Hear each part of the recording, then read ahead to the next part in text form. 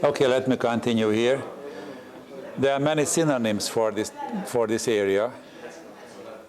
As I mentioned to you, in our past couple of decades, it was not a supported research area at all. They said it is not useful, it is not practical. But these days we learn it is extremely useful, and this is the mainstream. Because of this hidden feature, hidden characteristics, we had many different names of it. For example, this parallel distributed processing. They was not there to name it neural networks, because otherwise they wouldn't get any support, any money for that. But they name it parallel distributed processing, sounds great. Now this is the most common name, the deep learning, and I will show you why it is deep. To tell you the most important element in it, we have three basic parts of the neural networks. The very first one, how the neuron works. What is the processor element in it? And I will show you briefly how simple is that. Extremely simple, surprisingly simple. The second, how to connect those. And third, how to train it, how to modify the weights, the elements between the connections. First, there are not more than 10 different transfer functions, 10 different kinds of neurons in it. Very limited number of neurons, very simple. As I mentioned to you, the T, the transfer function, what differentiates between different neurons. The sum is the same. All of them sums the inputs. The input multiplied by the weight and sum it together. And then this sum we plug into the transfer function, and depend on the value of this sum, the transfer function will produce some kind of output. This is the very simple one, what learned from the McCulloch-Pitts neurons, that if the sum is below 0 or 0, the output is 0, and if it is above 1, this is 1. Or there is a different version of it. It can be -1 and +1, but the same concept. If the sum is underneath 0 or 0, the output is -1, and if it is above 0, it can be 1, the output. But there is a limited linear function also, something like that. Behaves like that. If the sum is less than 0 or 0, the output is 0.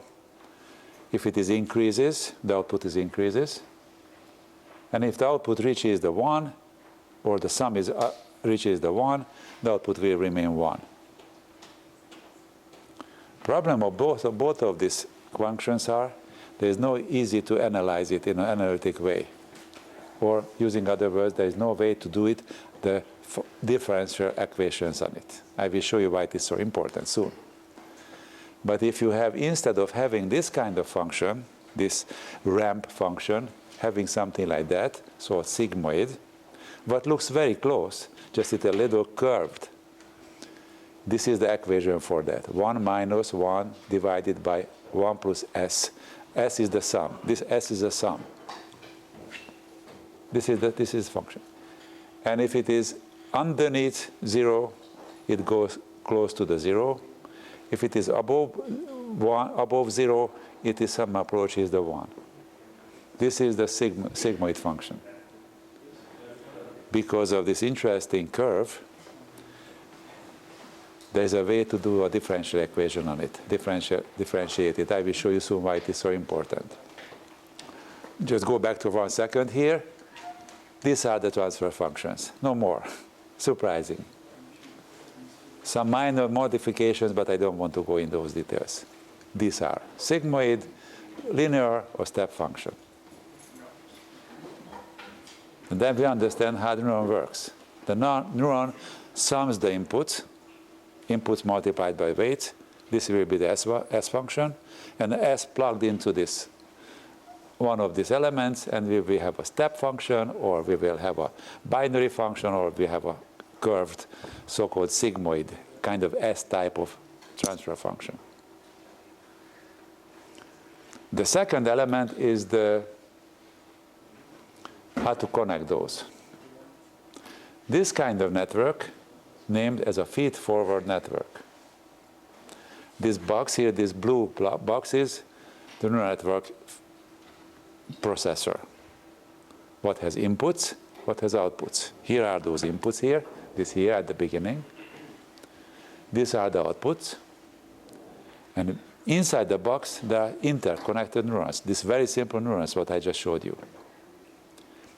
If it is layered like this, meaning that we have an input layer, output layer, and some kind of hidden, meaning that it is not visible from outside, because these are visible. We can see the outputs of this, we can see the inputs of those. But these are not visible, so these are hidden. If it is structured like this is called feed-forward and structured network. And layered, nicely layered. Input layer, hidden layer, output layer. This Rumelhart and McClelland, the two famous guys who published this article in Nature, can prove this three-layered, basically two trainable layered network can solve almost any kind of mapping function. And when he did this analysis, he based on a very famous Russian mathematician, his name was Kolmogorov, who proved if he had a special kind of mathematical structure, meaning adding together elements in it and some kind of very simple functions in it, built-in functions, and it is layered, those kind of mathematical structures can do mappings. He made a so-called existence theorem. That time, neural networks was not invented yet. But many years later, some researchers recognized, oh, Kolmogorov talking about neural networks, even though he was not aware this will happen in the future. But he gave a very good mathematical proof that three-layered network can do any kind of continuous mapping. If the input function is continuous and the output function is continuous, the specific network, this three-layered network, using two trainable elements in it, layered, can do this mapping. We can train it and finally it will work. Problem, it was a mathematical proof, so-called existence theorem. There was no way to figure out how to do it. So we need to search how to do it. And we are still in it. We need to figure out how many elements we need. And two layers could be enough. It is just a continuous function at the beginning, at the end. Many years later, another mathematician, also Russian mathematician, proved that four-layered network, four-layered having three trainable networks inside, elements in it, or layered in it, can do any kind of even non-continuous mappings. Any kind of non-continuous function at the beginning can map to the non-continuous functions at the output.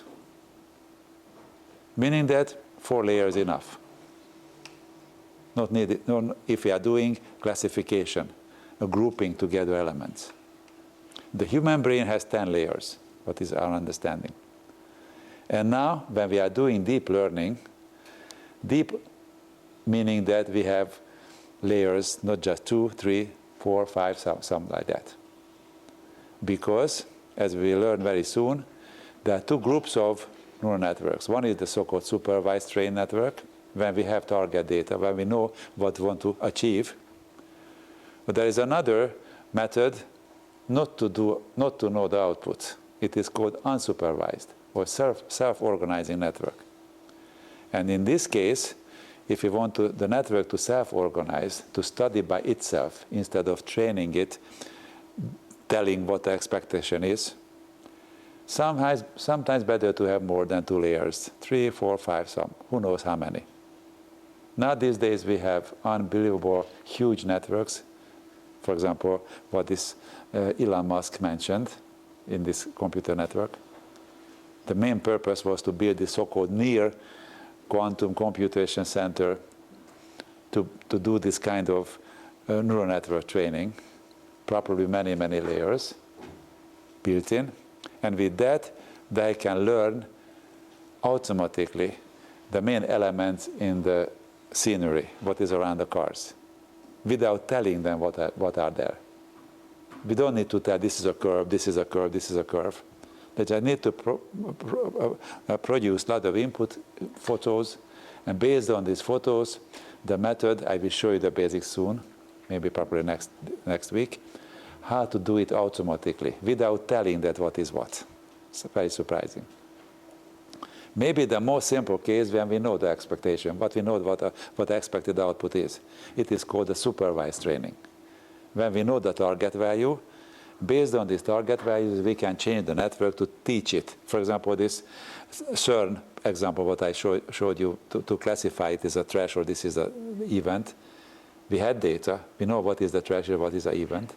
Based on this training data, we was able to train the network, set the weights properly. And two layer was enough.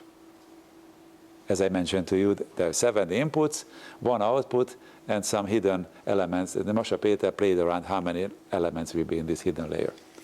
So this is a so-called feed-forward network. The next, what I like to show you, it is fascinating when I recognize first.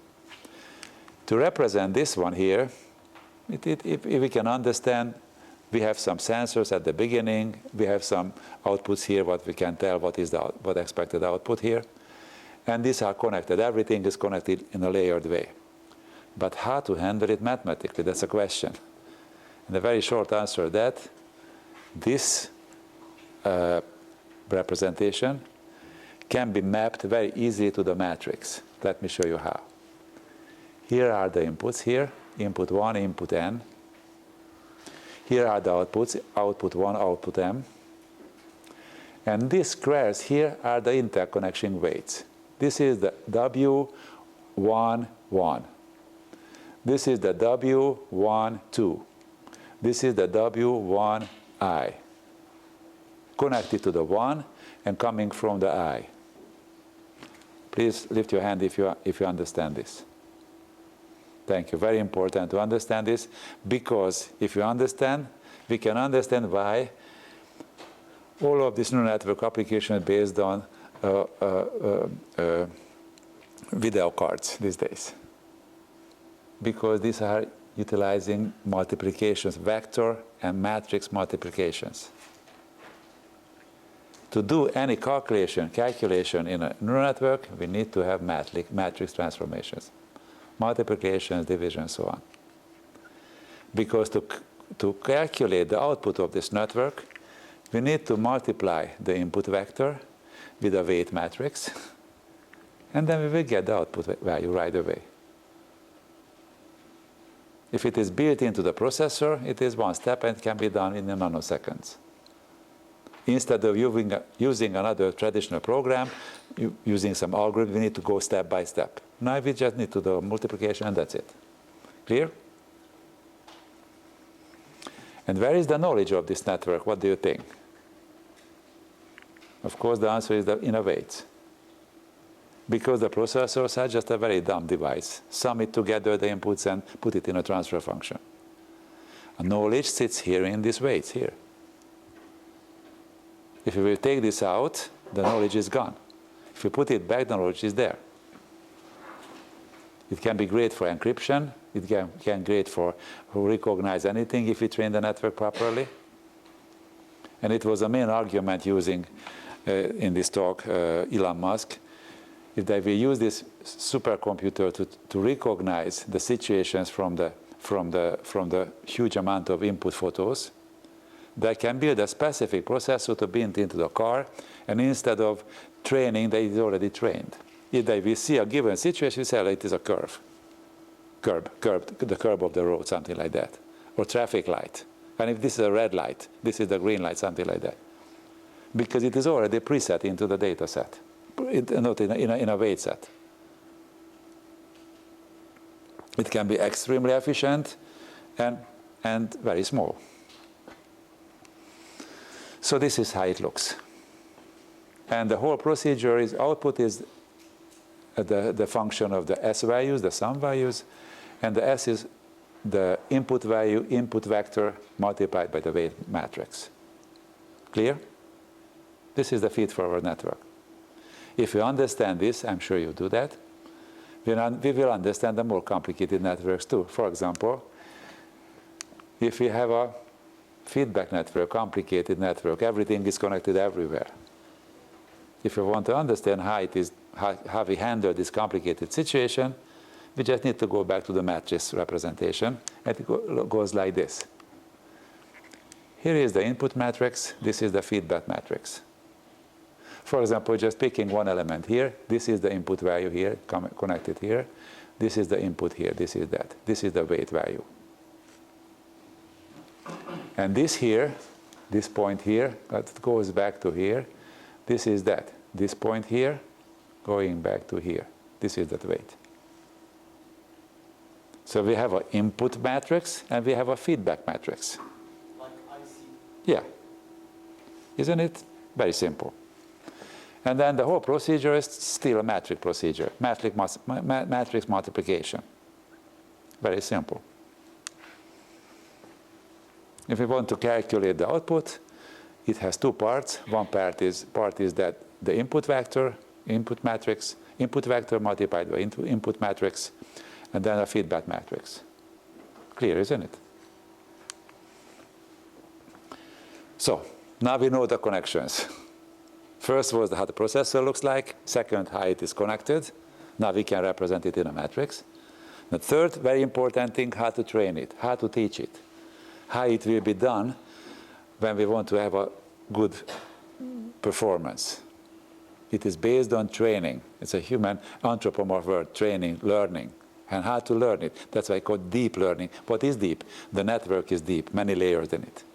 And what is learning? Changing the weights, changing the interconnecting elements in a network. This is how to do that. This is what I like to show you. But to be able to do any training, we need to provide data. We live in a data-driven economy, data-driven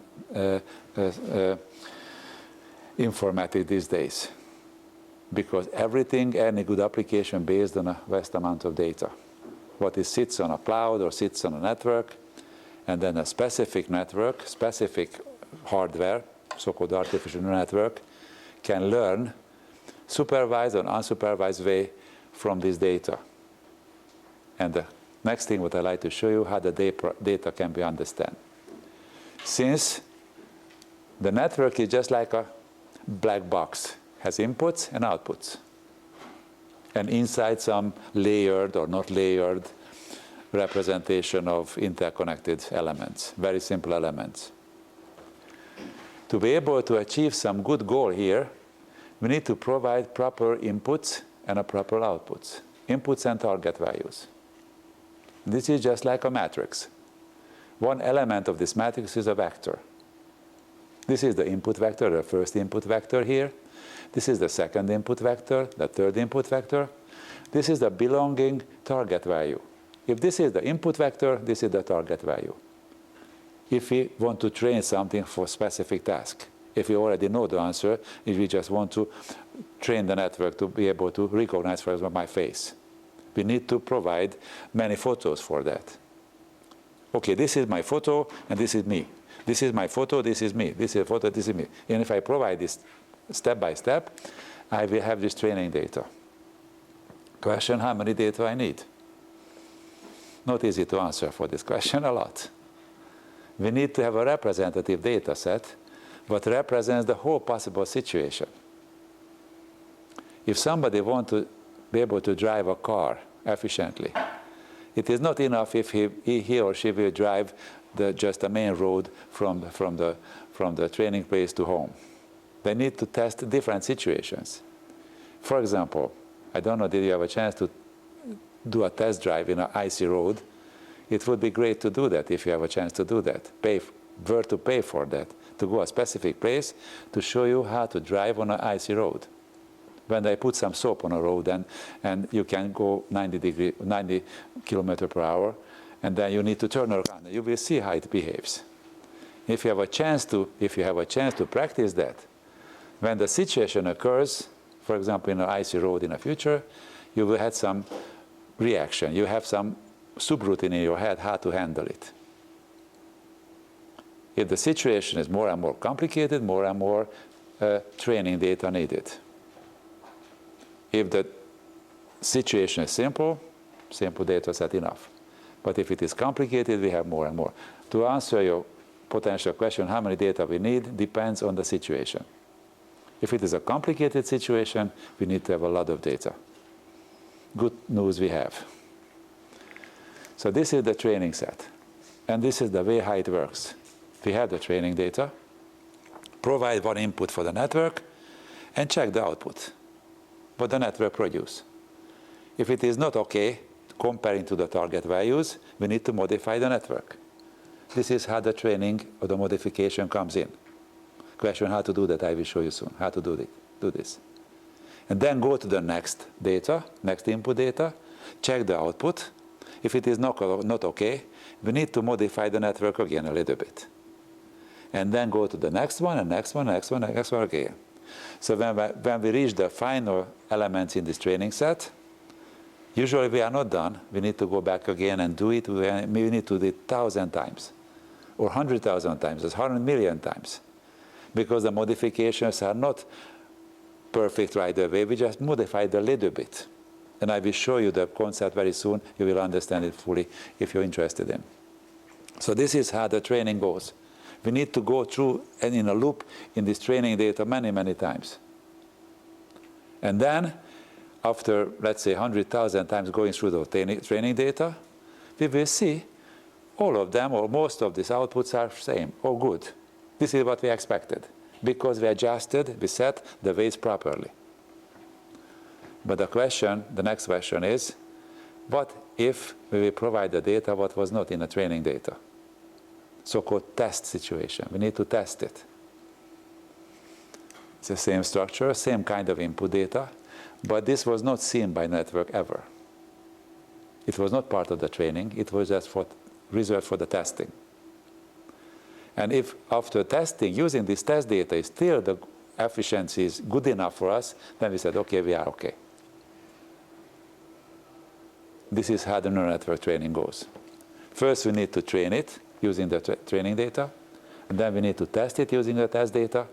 And if all together, using the test data, the performance is good enough, for example, 99 out of 100 cases it is right, we can say, okay, one error is no problem, 1%. Sometimes we expect something better than 1%. Then we said, okay, we are done. But the question, how to do that? How to modify it? And then this is the supervised training algorithm.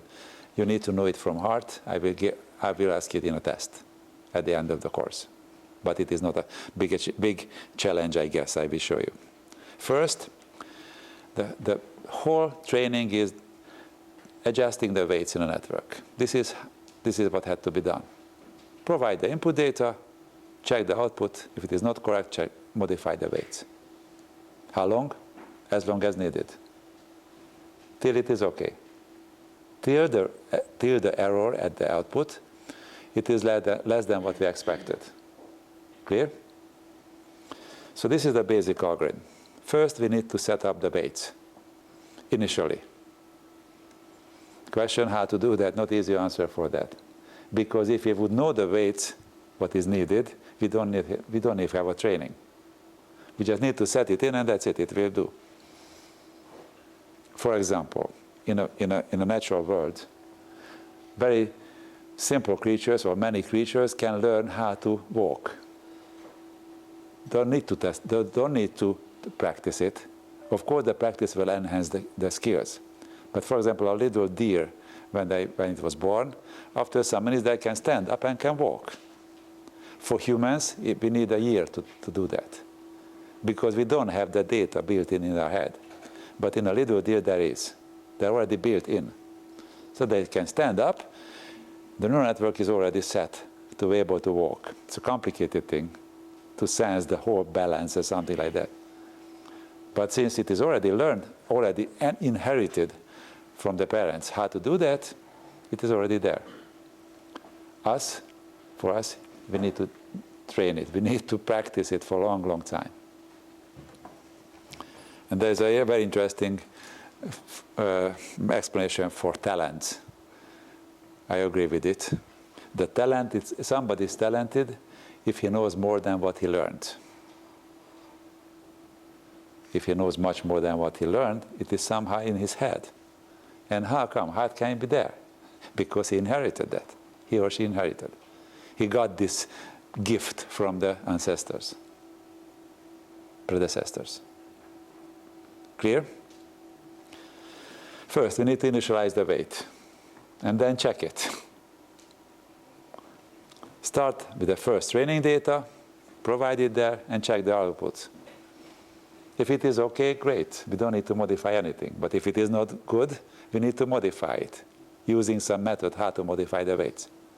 And then, comparing the output to the target value, if it is not good, we need to do something. And this is the so-called adjustment, the weight adjustment. And then, go to the next training sample, calculate the output, check what is the output comparing to the expectations. And if it is not good, if there is some difference between the expected values, we need to modify the weight again. You can ask how long we need to do that. Till we will reach the expected performance. And then we need to use the test data. And if the test data will behave just like the training data, we will still have the good performance, we can stop the training. If not, we need to go back again. You can ask how back, how far? If we are not lucky, going back to the basic design, changing the network, changing the layers, changing the elements, changing the input values, the kind of black art. Because there is no strict rule how to do it. We need to somehow feel it and set it up and then do it. Good news, even though this very fuzzy kind of approach, it still works. We can do a great results with it. So this is the so-called supervised training. The next question is how to modify the weight.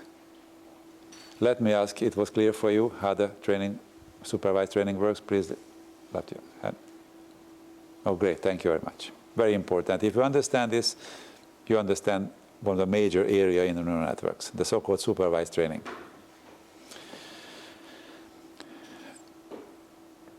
What is inside, how to modify the weight. This is what I like to show you. Very simple. We will start with the very simple. We won't go very far.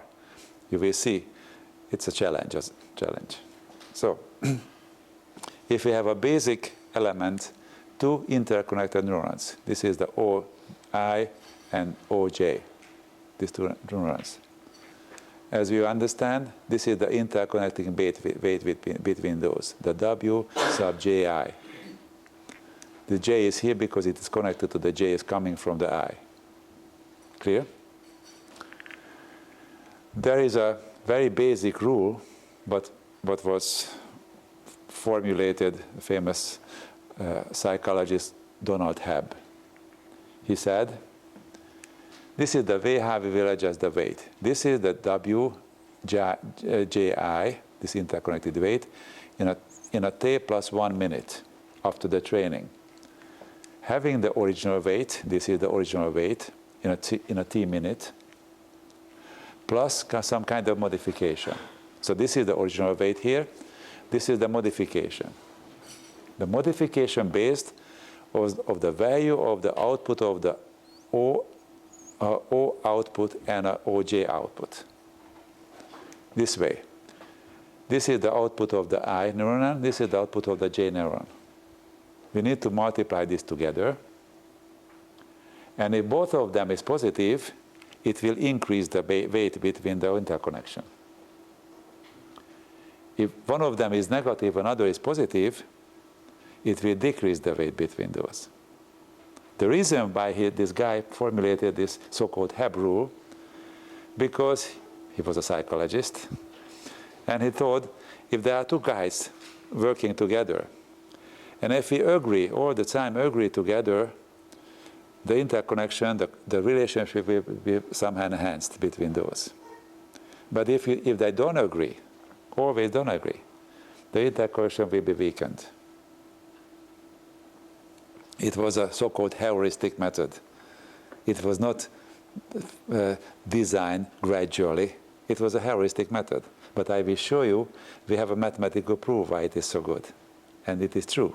This is what we use, and the Hebb rule is beside almost any kind of neural network application. That's very important to understand the Hebb rule. The question is here, do we have any expectations here in this network when to modify the weight? What is the target value or not?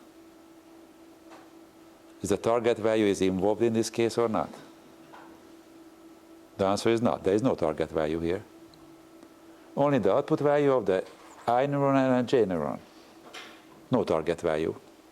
Regardless of the target, the interconnection between elements will be increased if they go together. If they don't go together, they go different way, they will be decreased. And how can we somehow bring in the target value? Very simple. If we will put here a target here, we can calculate the difference between the target value and the output J value. And if this difference is negative, and this is negative, we need to increase the weight. If the difference is positive and this is negative, we need to decrease the weight. Because the output is not good enough. The difference here it is doing like this. This is the original weight here. This is the difference. This is the difference, the weight modification. How we modify the weight? Taking out the OJ from the T1, the target value.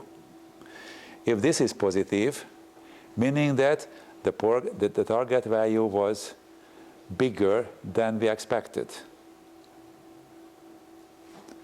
If it is bigger than expected, what we can do, we need to increase the output. That's why it will be positive. If this is negative, meaning that the output is smaller than what we expected, then we need to decrease the weight between those. Question, how much we did need to decrease? There is a so-called learning coefficient here, this alpha. Changing a little bit. This alpha usually between 0.1 and 0.9 or something like that. Just some part of it, changing just a little bit. So this is how we change the original weight. This is the delta, this is the Hebb rule.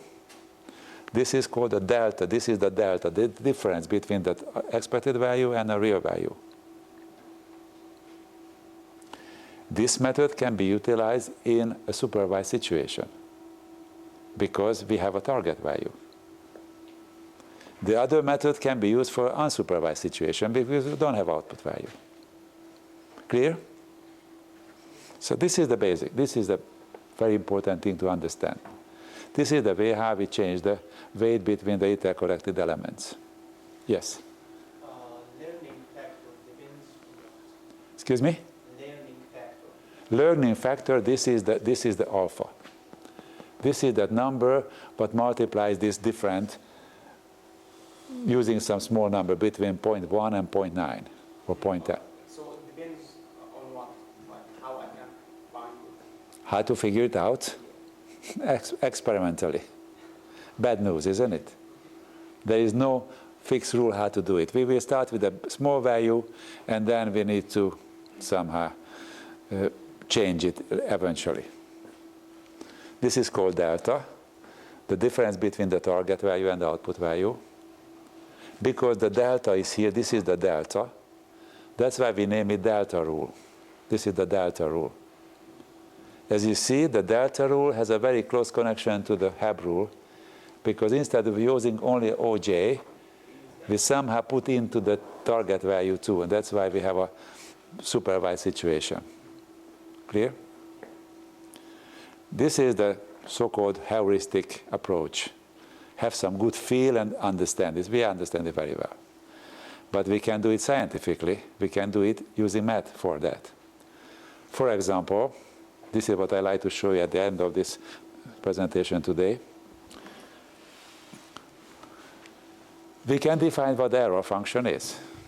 Based on the previous thing what I told you, very easy to calculate the error. how to calculate the error. Take the target values for each training data, take out the output data from that, and sum it.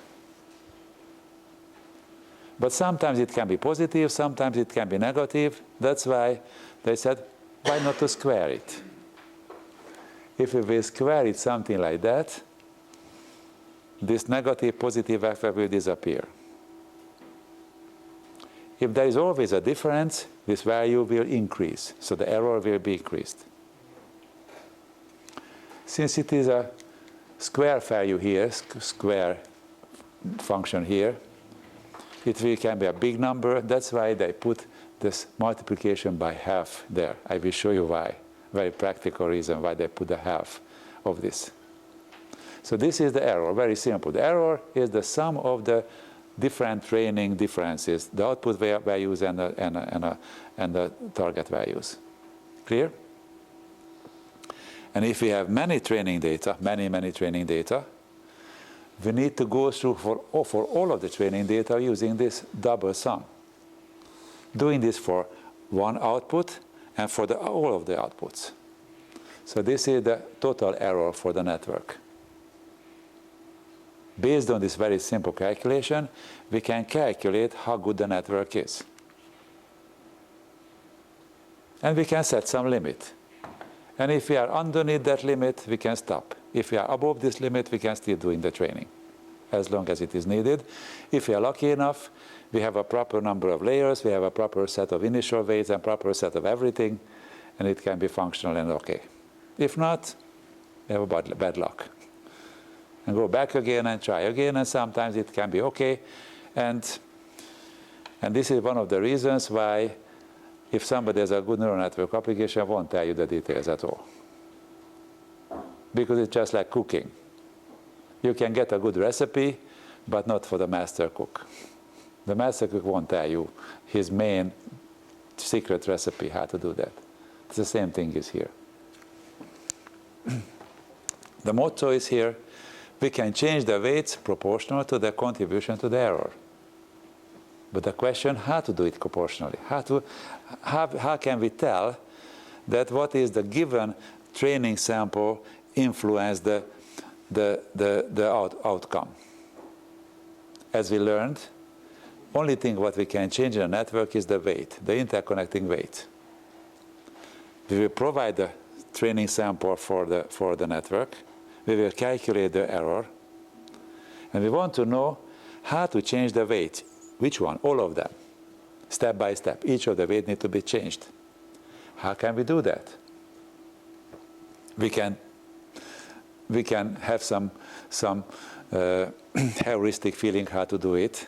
But if we are trained enough, if we learn math in a school, just like you did, you can answer this scientifically. We need to calculate the partial derivatives of the error function using the weight values. Because the weight value is a square value, like this here, we can tell it is some kind of parabolic structure, something like that. And any given weight will point on this surface, on this error surface. We will put this on error surface, any given weight. So if we want to enhance the network, we need to calculate the gradient of the weight, gradient of the error function in a given point, using the partial derivatives.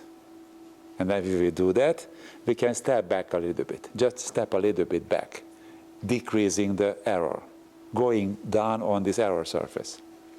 And this is how we can do that. I don't want to shock you, but since we are in engineering school, if we would be in a fine art school, I wouldn't show you the following photos or following slides. But since we are in an engineering school, you study math. And doing the partial derivatives is not a big challenge for you if you pass some math courses. So this is the motto: modify the weights proportional to the partial derivative of the error function. This is the shocking thing what I like to show you, but don't be scared. I will show you step by step, and it's very easy. If you understand that, it is very simple. If you don't understand, it's extremely complicated. I did myself. I understand in all of the details I can tell you, it is possible, feasible. I did that myself. So I went step by step to understand all of these elements here. Just like to tell you very briefly what is that. Here is the error function. Here is the curve, this squared error function. And to decrease the error, we need to somehow calculate this point, the derivatives of this surface, and step back a little bit. Step back a little down, because stepping down, we are decreasing the error. We have many weights, weight 1, weight 2, and so on. And based on these many weights, we need to calculate these derivatives for each weight. And how to do that? Since here is the error function, here is the error, as you see, as you remember. Here is the error. This is the error. Going back to the basics, the sum, as you see, the sum is the multiplication of weight times the inputs. This is the S. Output is the transfer function, using transfer function, using the S. These three elements are the starting points. I hope it is clear for you. Let me ask, it is clear for you? Lift your hand if it is clear. No. I could go back for a second. Going back for a second here. I wish you to understand. Here is the error. Here is the error for the network. Let me ask, it is clear what the error is? This is the error. Going back for the network, just 1 second. Going back to here. Going back to here. More and more here.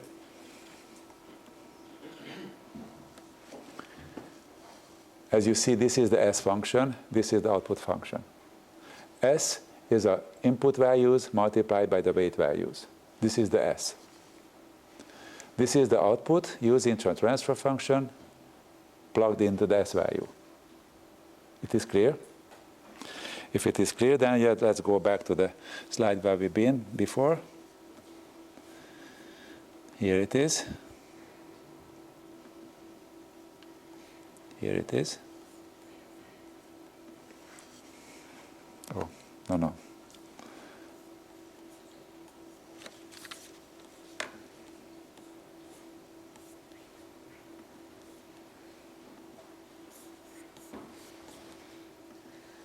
No. Sorry for this window. This one.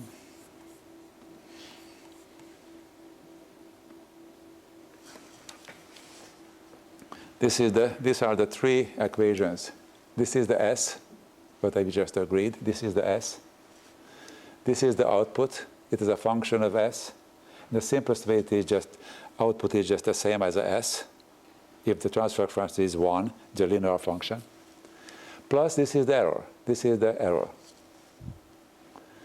Now see how we need to change the weight. This is the weight in a new minute. This is the old minute. In a T minute. This is the new minute after the modification. This is the old value, and we need to see what will be the new value. We need to add some kind of delta. This is the delta. The delta consists of 3 parts. The training rule, this alpha, the output value of this network, the OJ, plus the partial derivatives of the error function. Because this is the error. This is the error.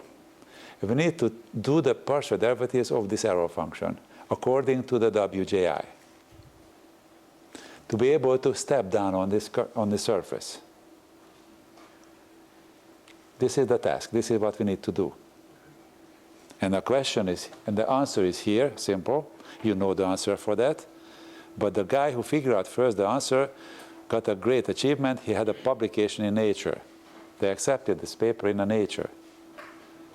He said, great, we need to use the so-called chain rule.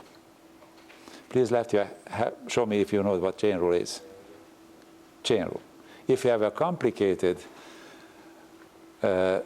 function, we need to do the partial derivatives of the complicated function, we need to do step by step, using the chain. First the outside, and then inside, and inside, and inside, going, something like that. So this guy, Rumelhart McClelland, utilized the chain rule, what everybody knew before, and used this chain rule to calculate what a weight is. And how to do that? First, we need to do the calculation here, doing the partial derivative error function according to the W, the weight value. This is what we want to have. But we cannot do it right away because the error depends from the output first, and then it depends on the S first, second, and then finally depends on the weight. This is the chain rule. This is the chain rule, having two elements of it. Let me ask you, it is clear or not? More or less. Going back again, the original goal was to do this. But we cannot do it in one step because we need to do it step by step. First, get the partial derivatives of the error related to the output J, and then the output J related to the S, and then S related to the W. This is the chain rule. And we need to figure out all of these elements here, all of these elements step by step, to doing these calculations. And if we will do that, finally, we will have a very simple answer for the thing here, like this. This will be the element. Based on this step-by-step chain of a chain rule, we will have an equation, how to calculate the weight. Based on this calculation, we can tell exactly how much change we need. You can ask which weight? All of them. So you need to calculate this weight for this value for all of the weights, for one given training data. And then for another training data, another training data, another training data. And this is how the name comes from. It is called back error propagation, because they calculated the error, the output error. This is the output error, the sum of the output errors. And then somehow propagated back to all of the weights, the contributing weights. If we are doing that step by step, finally we have a chance to get the proper weight structure, decreasing the errors and achieving the good performance, using so-called supervised training. Clear? This is that. Since I think most of you had a math exam in this school, you should be able to understand this. It takes some time, but I encourage you to do it. To understand these elements, I put the errors here, you will understand. If you're stuck, if you don't understand, please let me know. And I'll be happy to help you, but you could do that. Any question? Let me ask, please show me if you understand this, what I told you. Great, I'm glad, okay. Based on this very simple consideration, we have a vehicle, we have a tool, how to calculate the weight, how to change the weight. We have equations. And since these days, we are using digital computers to simulate neural networks. We need to program these steps, and based on this program, we need to modify the weights inside the network. And when the modification is done, when we finished it, we are done. We have a weight matrix. Plugging the weight matrix into the network, it will do a good job, efficiently, very fast. For example, I'm sure most of you know the program called Shazam. Recognize some music, fascinating, isn't it? You can get some music from a device and put your cell phone application there, and within milliseconds it will show you who is the artist, what is the piece, so on. What do you think how it can be done? Something like this. Somebody trained this huge network to be able to recognize any part of this music. And when the network was done, it is extremely efficient. The recognition, the classification, using other word, can be done in milliseconds. even though this program doesn't run on your cell phone, it runs on a far distant machine somewhere. The sample, the digitized sample, will go over there, analyze it, using neural network this classification, and will send you back the data, what kind of a string, what is in a database.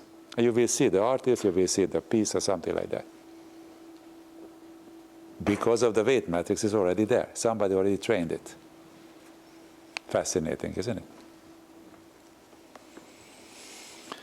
So, this is the so-called supervised training.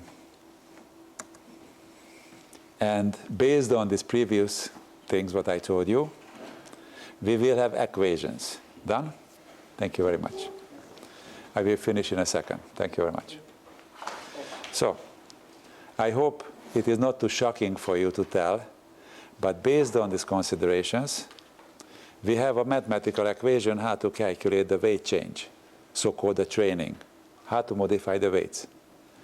We have these equations, and based on these equations, we will do the network, and so on. And this idea gave us a vehicle, the tool, how to do the multiple layered network training. This is the two guys here, McClelland, Rumelhart, Hinton, Williams, so on. These are those people who published this article in Nature. It was a very short paper that they showed me this. You need to do the partial derivatives of the error. In order to be able to do that, they had to use this transfer function. It was their invention, to have this transfer function here. This very smooth, so-called exponential function. Very easy to calculate the derivatives and so on. And after this invention, it was invented in 1986, the vast majority of the neural network application was based on this back arrow propagation method. Next time, a week from now, I will tell you how we can do the unsupervised training, when we don't have target values, how to modify the weights without knowing anything about it. Just provide the data, and on this data we can learn the elements of the network. Thank you for your attention. I try to upload this also for the interested. If you're interested, you can look in it. If not, not. Thank you for your attention.